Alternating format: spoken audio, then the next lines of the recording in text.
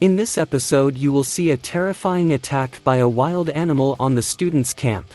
Can they survive the bear's attack, or is their camping trip doomed to end in tragedy? Will Yui be able to expose the mercenary moon and reveal her intentions? Let's watch. After a successful fishing trip, Yuya and Kid returned to camp with a bucket full of fish. Everyone was thrilled to learn that the guy had caught it with his bare hands. Akira was upset about something, so Yuya asked what happened to him. It turned out that the mushroom picking with Rin in the forest had that effect on him.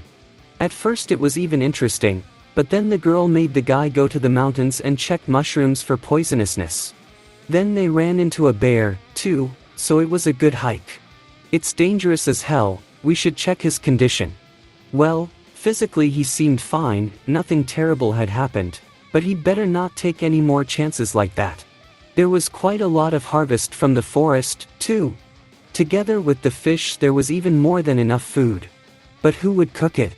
First of all, it would be better to show the gathered food to the teachers, otherwise there is something that is better not to try to taste.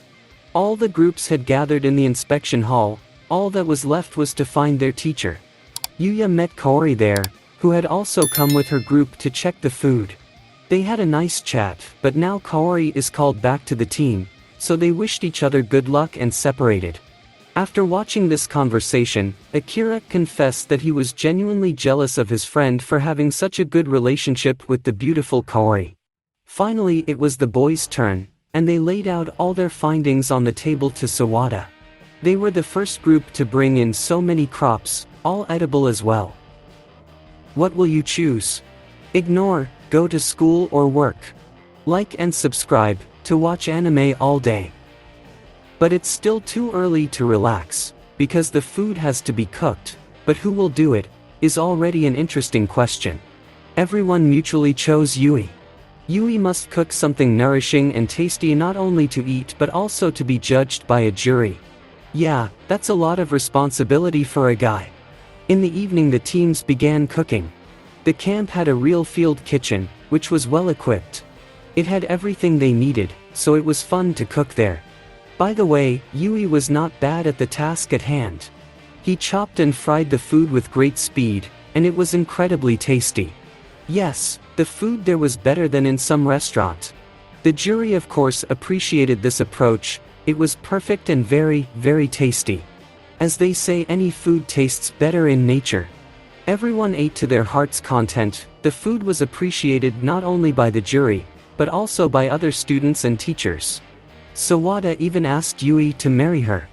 He's good-looking, strong, brave, intelligent, and a really good cook, what could be better? It seems that the alcohol she recently drank had an effect on her, and it's hard to explain her behavior in any other way. But Kid and the other students still managed to talk the teacher out of this dubious undertaking. The evening turned out to be very fun and amusing. The children had a good meal and laughed at the teacher. The situation was awkward, but that makes it even funnier. So that's one camping day gone by. Yui used his new ability to teleport to Knight's house. The doggy missed his master very much, but, unfortunately, the guy can't stay with him for long, because his absence from the camp might be noticed, and then there will be unnecessary questions. He quickly fed the beast and told him about his emotions. Yui realized that he really enjoyed pleasing other people. But that's okay, it's time to go back, there's a swimming session planned. All the guys couldn't take their eyes off Yui's body, it was perfect. The girls' locker room had its own atmosphere. Rin noticed that Kid had gorgeous, lush breasts, and that she was on the running team. Guys must go crazy when Kid competes. This really embarrassed the girl, but Rin ignored it and continued to shower her friend with compliments. After such an awkward situation, the conversation moved away from the topic of Kid's breasts and smoothly moved on to the gossip of the day. Especially about Sawada wanting to get Yui to marry her. Kid thought, since Sawada squeezed Yui between her breasts, she could do that too, there was nothing wrong with that. Maybe the guy did like the girl, but in any case she was trying to hide it, even though she wasn't very good at it. In the morning, when the guys woke up, they noticed that someone had scattered all their stuff during the night.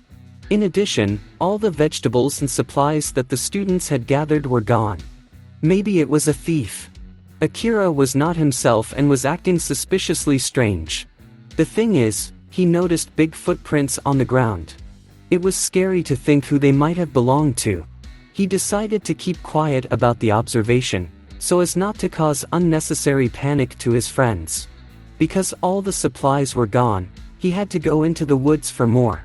There, on the trunk of a tree, Akira found another terrible mark, but now it was scratches. There was only one thing to go on, and that was that there was a bear loose in the woods somewhere. There he was. The students rushed to run from the beast to the people to hide in a safe place. The bear was very fast and fierce. He swooped into the camp and tore down all the tents there, while terrifying all his settlers. We must quickly get out of the bear's sight.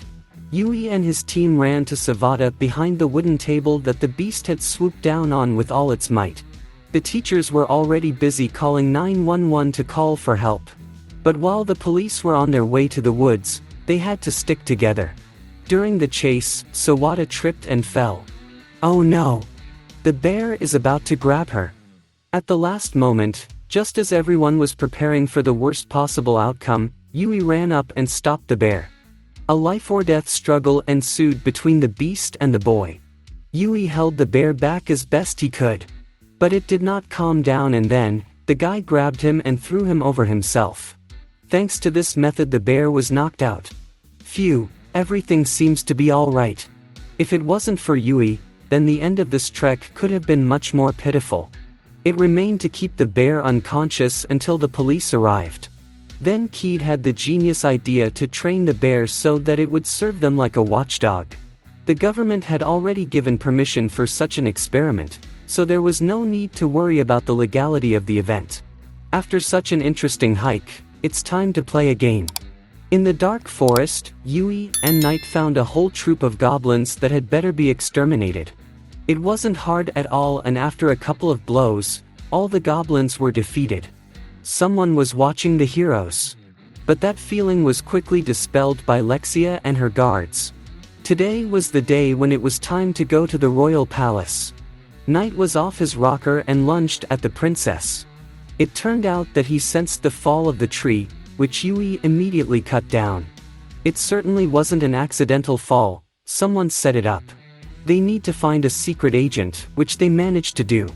It turned out to be Luna. I had to think it over and give Luna the help she needed. She couldn't be doing this out of spite. Levi decided to go home with Yui. She was very curious as to why this girl was there and who she was, especially who she was to Yui. It was too long to run home, so Yui decided to use transference magic. He hadn't teleported that many people yet, but as they say, there was a first time for everything. Within seconds they were at the guy's house, where he laid Luna on the bed.